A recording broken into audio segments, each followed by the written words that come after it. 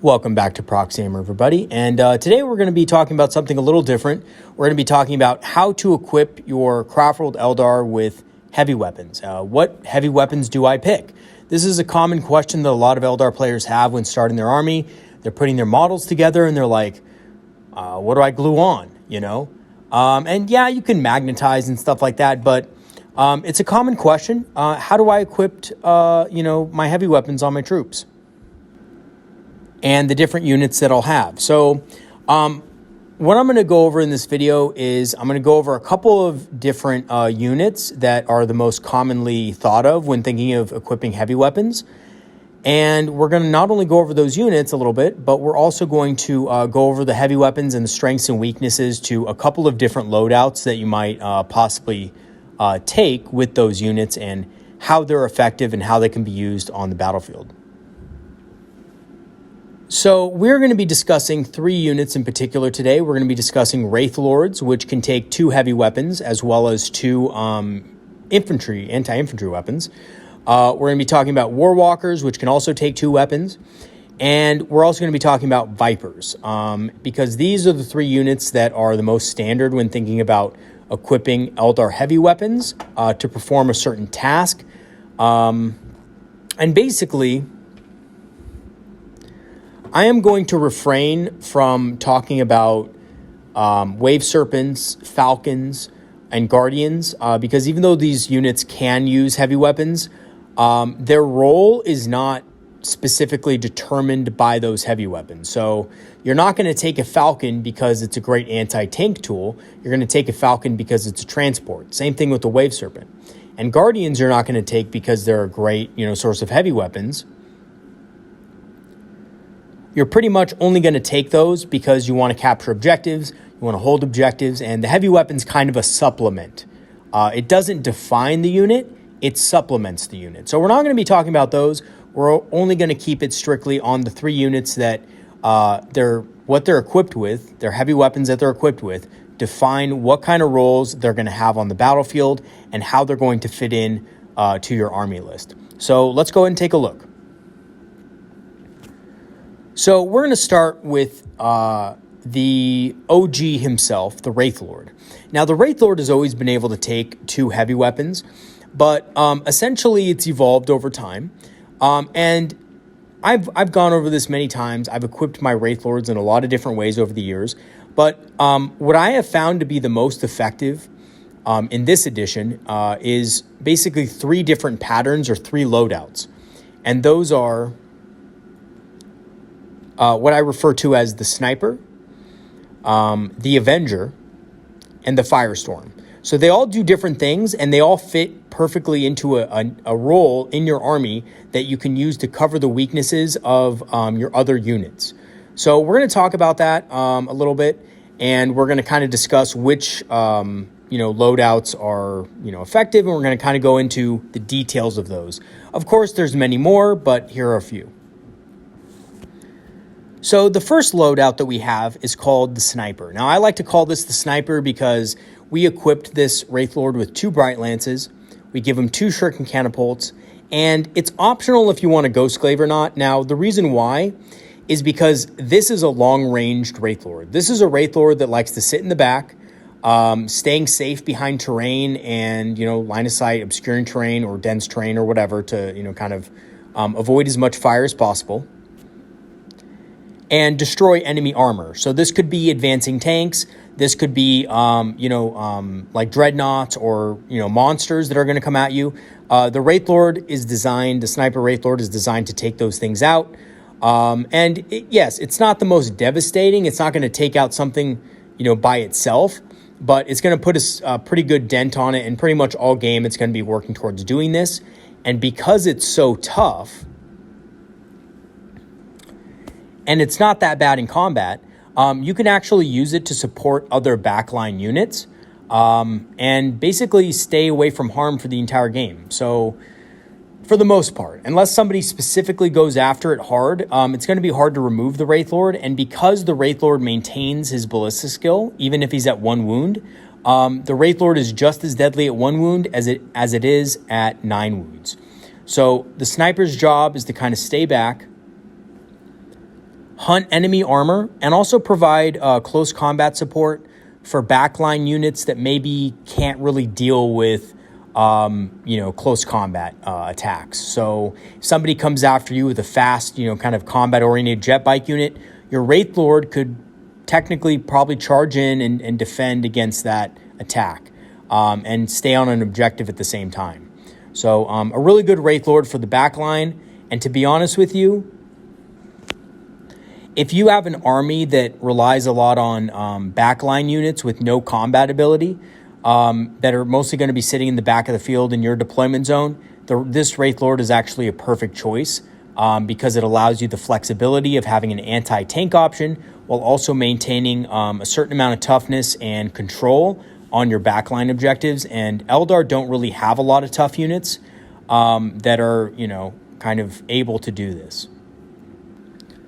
So next up, we have a configuration called the Avenger. Now, obviously the reason why I called this the Avenger is because it is shuriken based. So with all the new special rules on shuriken weaponry and the fact that there's a few stratagems and also Craftworld traits that really benefit shuriken weaponry, this Wraith Lord actually became really good when the new codex came out.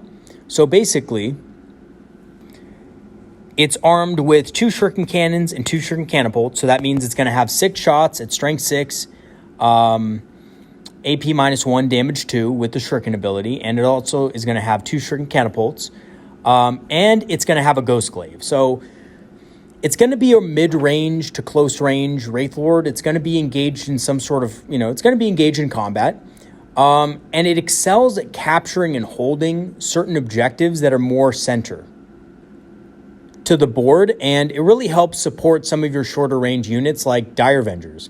And actually, this is the thing. This Wraith Lord is actually very good at helping out Dire Vengers, because if your Dire Vengers are getting threatened by combat units, and most of you will know this, but Dire Vengers are absolutely garbage in combat. They cannot survive combat. This Wraith Lord will really help break them free of combat so they can continue to devastate enemy infantry with their shuriken catapults. And it's also really good at taking out tanks because it has the Ghost Glaive. So the cool thing about the Ghost Glaive is it is a great way to clear out both infantry and destroy tanks in close combat. Because if something gets too close, let's say an enemy monster gets too close and engages, our Dire Vengers or, our shooting units. Well, normally, under normal circumstances, our Dire Vengers would be in a really bad position.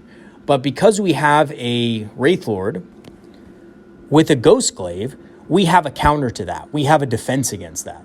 So you don't need many of these, but one Wraith Lord placed strategically within a line of Dire Vengers could be really good at deterring enemies from going in with, monstrous creatures and things like that, because yes, they may take out a few Dire Vengers, but they're going to lose their creature immediately after if they're not careful. So this is a really great piece for, holding down the middle of the board, providing some more heavy infantry anti-tank capabilities, and also just being a deterrent. So deterring certain enemies from getting too close before dealing with the Wraith Lord first. So that means the enemy is going to have to dedicate a large amount of fire to killing the Wraith Lord, and that's going to keep other units that you have safe, and, well, that means you're going to be able to do more damage with those units. Now, the last Wraith Lord variant that I've found successful is called I like to call it the Firestorm, and this comes with 2 scatter lasers, 2 flamers, Aeldari flamers, and the Ghost Glaive. So you might be thinking at first, well, scatter lasers? Why scatter lasers and flamers? That's not very powerful, right? Well, the reason why you're doing the scatter lasers and flamers isn't because your job is to take out Space Marines, but this Wraith Lord is specifically designed to take out hordes of infantry. So this is designed to take out things like Tyrannid swarms of gargoyles, termagants, hormigons. Units that are designed to tie down your aspect warriors in close combat. For example, I went back to the example of, Dire Vengers, but there are also many other Eldar units like Wraith Guard, Wraith Blades, things like that could get easily tied down in combat with cheap units. and they'll never be cost effective against those. So Wraith Blades charging into Termagants are never going to be cost effective. Yes, they'll kill a lot of Termagants, but your Wraith Guard are now in a bad position, and guess what's waiting for them? Carnifex, Hive Tyrant, different, deadly Tyrannid Synapse creatures that can tear them apart, right? So we don't want to do that. We want to maintain the initiative. So the Firestorm is a great way of clearing through those hordes so that your Wraith Blades or your Howling Banshees or whatever other unit you have that's more suitably designed to kill bigger stuff can actually get to those specific targets. This variant also does a great job at freeing up units like this from combat because it has Flamers, and because it has the monster ability, if it is in combat, it can actually shoot at units in combat and auto hit because it has 2 Flamers.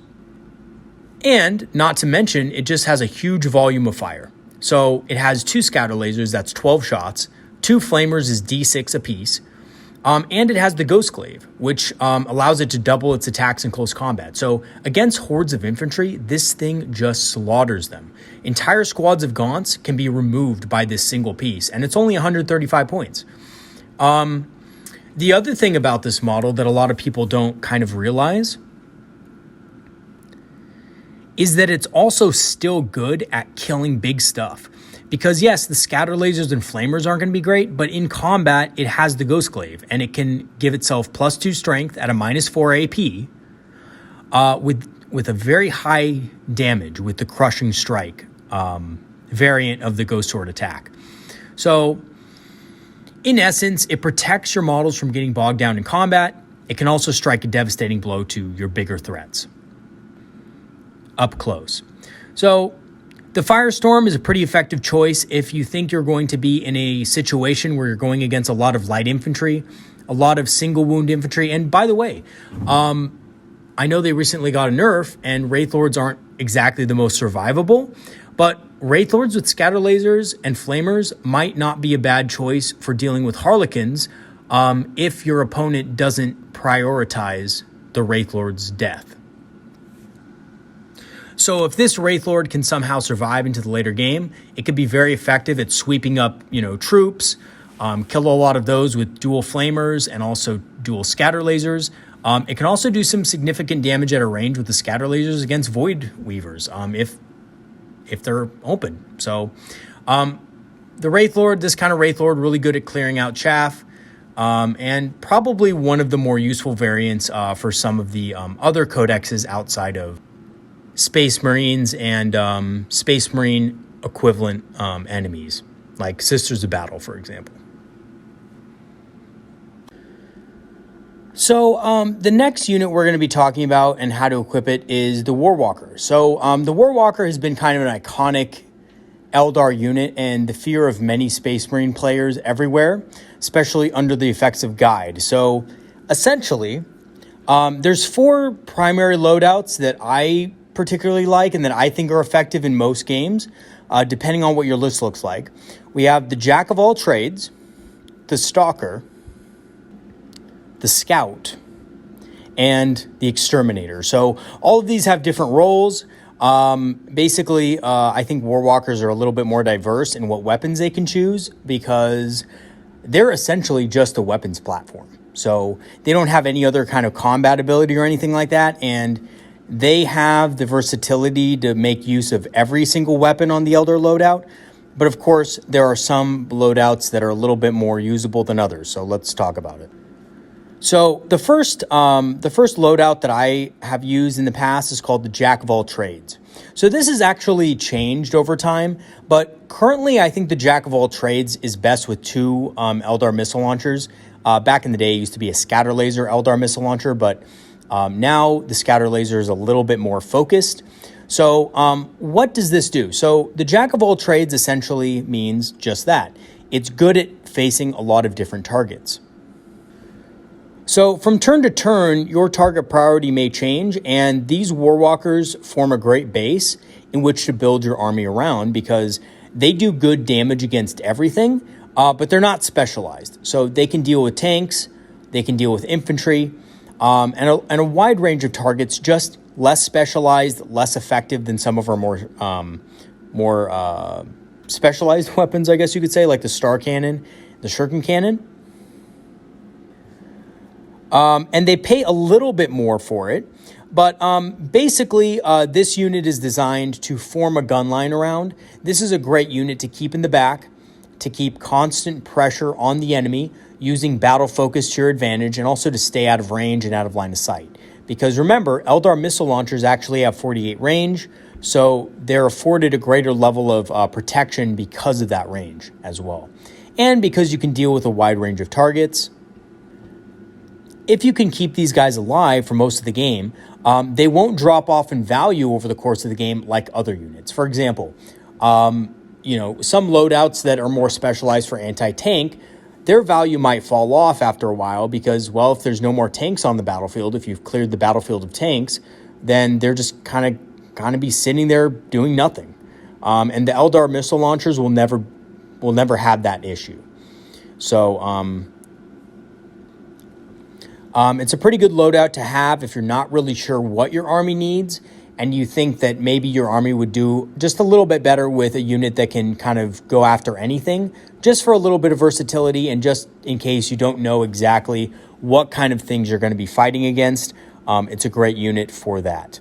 It can deal with tanks, it can deal with infantry, heavy infantry and light infantry as well, just due to the nature of their different shots. Now, next up, we have the Stalker. And the Stalker has 2 Bright Lances. And basically, this variant's role, this loadout's role, is just to take out tanks. Now, they're really good at hopping in and out of cover. Because they have the Battle Focus special rule and because they have such high movement, they can make great use out of this. And they can be used to, kind of hop back in and out of line of sight with certain stratagems. So even though they still suffer the -3 inches to movement for the battle focus when moving in and out of terrain, one, as long as they're in terrain, they can get some benefit. And 2, if you are able to use stratagems on them, like fire and fade, you could actually use this to just straight up move them wherever they need to be so that they can be safe. So it's a little costly, but these are best used in units of 2 because they're a little more on the expensive side. And to be honest with you, taking 3 Warwalkers with Bright Lances is a little bit overkill for what their job is. Remember, these are not Fire Dragons. They're never going to have the cost effectiveness of a Fire Dragon unit at dealing with heavy tanks. This is more for medium to light tanks or putting damage on things so that you can clean it up with other units. So for example, if you're going against a monster with 15 wounds from the new Tyranid Codex,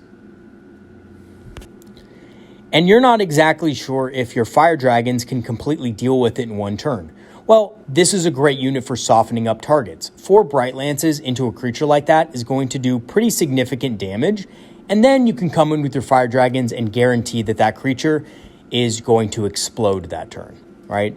So they're best used in units of 2, keep them a little bit cost effective, and it makes them a little bit easier to hide so that they can maintain reliability when moving and shooting. So next up, we have the Scout. So there's not a lot to say about this. This is a more cost-effective option. It has 2 Shuriken Cannons. It's meant for medium-range engagements. And essentially what its job is it's going to be going after heavy infantry at the start of the game to be able to try to clear heavy infantry off of objectives right away. It's great at mid damage. Shuriken Cannons are very effective at middle, 24-inch range.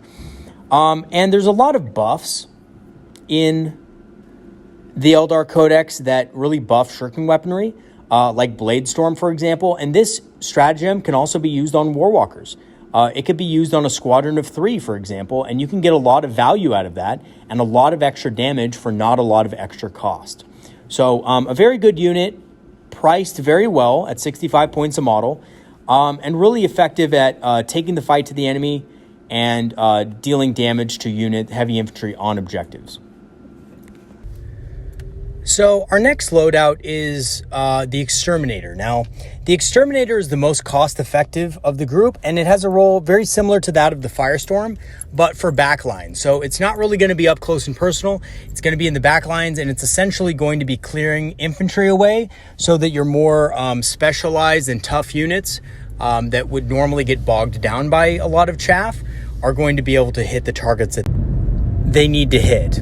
So, again, very cost effective. 2 of these is only going to be 110 points. It's actually going to be cheaper than the Firestorm Wraithlord variant. And it's going to have a little bit more coverage as well as far as number of models.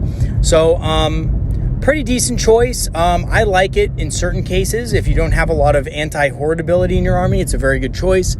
But in essence, you're going to be picking up this variant if you don't have a lot of anti-horde capabilities in your army, or if you have a very small elite army. This is a great unit to kind of clear away some of the less important units that your opponent might have, to kind of grab objectives and just kind of annoy you, basically. Because we all know, we've all been there where, you know, our very elite unit is getting bogged down by guardsmen for turn after turn after turn, right? So this variant is going to make sure that that just doesn't happen, and that your units are able to go after what they need to go after, because that's kind of how Eldar work. Eldar units need to go after their preferred targets.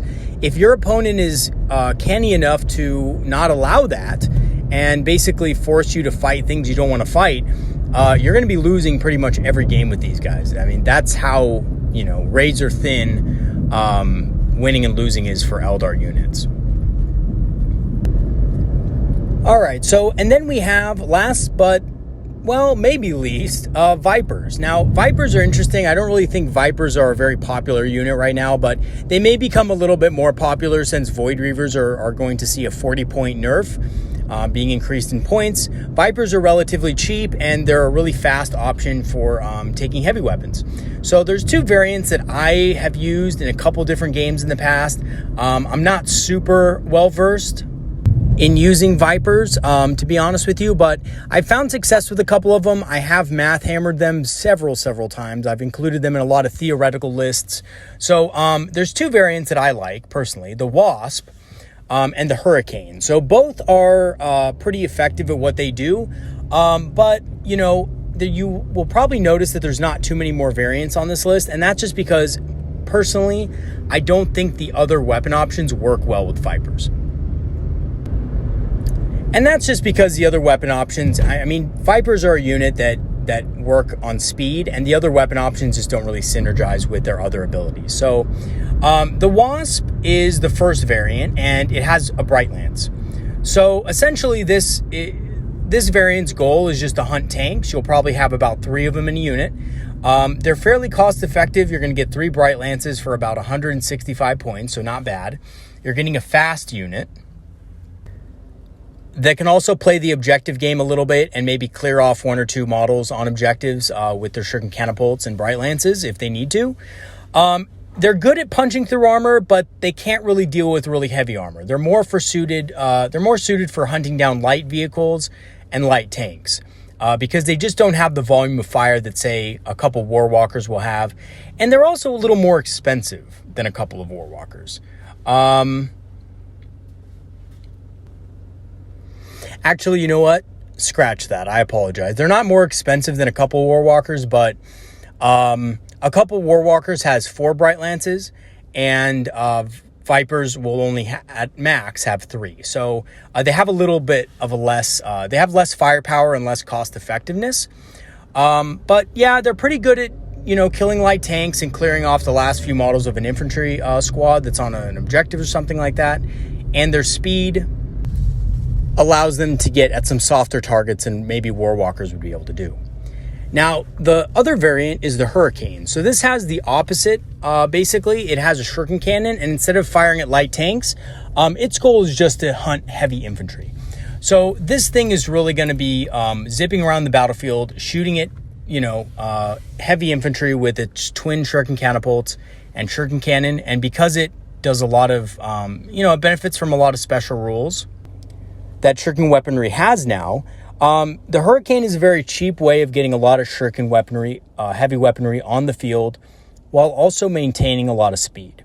And it can get at soft targets. Now, the reason why I like this variant is because recently, indirect fire weapons got a big nerf, which means that it's going to be harder for us to shoot at things that are out of our line of sight. But the Hurricane, because it's so fast, doesn't really have much trouble getting behind positions, getting behind cover, being able to see enemy troops, and being able to then shoot them. Remember that this model can move 16 inches. So it moves much faster than Warwalkers or any other unit, and it can get to positions that Warwalkers or Wraith Lords or other of our infantry units just wouldn't be able to do. But you also have to be careful with it, because remember, being within 18 inches with this thing, because you're going to be wanting to go after infantry, puts it at risk. They're very fragile. They're only toughness 5. They really don't have a lot of wounds, and they're kind of squishy. So you have to be careful with them. You have to protect them. Use terrain to your advantage, and make sure that you plan accordingly so that you don't just lose them right away. I mean, they're not that big of an investment, but still. You really don't want to lose them if you don't have to. So the question becomes, well, which loadouts actually work the best? And I think the answer to this is kind of obvious, but it may not be obvious to some players. And that is that it really depends what else you have in your army. We have a lot of units that are very specialized in our lists, that deal with things that basically the best in the game. Fire Dragon's best anti-tank in the game, right? Dire Avenger's one of the best anti-infantry units in the game, under the right circumstances, right? So we really need to use our units that have heavy weapons to support and back up the weaknesses of the other units we have in our army, like Dire Avengers or Fire Dragon. So, for example, an army that has a lot of Dire Avengers would do really well with an anti-tank monster, like the sniper variant of the Wraith Lord, or the Avenger variant, which can also deal with tanks and protect them from close combat. Or a smaller elite army might really benefit from anti-horde options like the Exterminator or the Firestorm, so that they can clear off chaff so that your more specialized units, your elite units, can get into combat with targets that they're going to be cost effective against. So it really just depends. It depends on your army, and it depends a lot on what units you already have. And I know this is not going to be the definitive answer of, what should I take? A lot of people just want to know, well, what should I take? What should I take? What's the best? It really depends on your list. And if you ask any professional player of anything, really, they're going to tell you the same thing, that, there are things that are better in the game and that are more cost effective. And, which weapons you choose have to also synergize with the rest of your list. You can't just choose weapons because, they're the best at everything, right? So if that was the case, we'd probably just put shuriken cannons on everything, but that's not needed. That's overkill in some cases. You don't want to do that. You want to have your units be able to back each other up, be able to cover each other's weaknesses, so you can have a strong overall list. Spam doesn't really work that well anymore, to be honest with you, in most cases, and the units that do spam are always pretty much nerfed, as was the case with the recent Void Reaver changes. They were being spammed. They were too good for what they were, and they were severely nerfed to the point where I doubt you would find that kind of spam in tournaments anymore. So, in conclusion, the way you choose to equip your heavy weapons in your army, like I said, should cover the weaknesses and limitations of the core of your army, what you mostly have, whether that be Dire Avengers or, what have you. And there are a lot of different possibilities and combinations that might suit your particular list better than the ones that I have listed. Now, the ones I have listed are the ones through extensive gameplay I have found to be the most effective. But to be honest with you, you could find something else. I mean, some people like star cannons. Star cannons work for some people, I don't really like them too much. I don't think they're that cost effective to me, but somebody might find a place for them in a different kind of army. However, having said that, The loadouts I have here have, to me, I found that they've been more mathematically sound as far as their practicality. So they're a little more practical mathematically and effective in a lot of different scenarios. So that's why I kind of chose to put them here. And also, they work well with the units that are currently in our 9th edition codex, and they back up a lot of the limitations that those units have or might face throughout the course of a long game. So, and that's basically it. And I hope this guide helped you a little bit, maybe kind of have some ideas about what kind of options you have as far as, you know, your loadouts on your units that can take heavy weapons. Hope you guys learned something. I will see you guys in the next video. We're going to have a Shroud Runner video coming out at the same time, so be sure to watch that. You know, a little bit of new insight, but mostly the same there. And I will see you guys next time. Thanks for watching.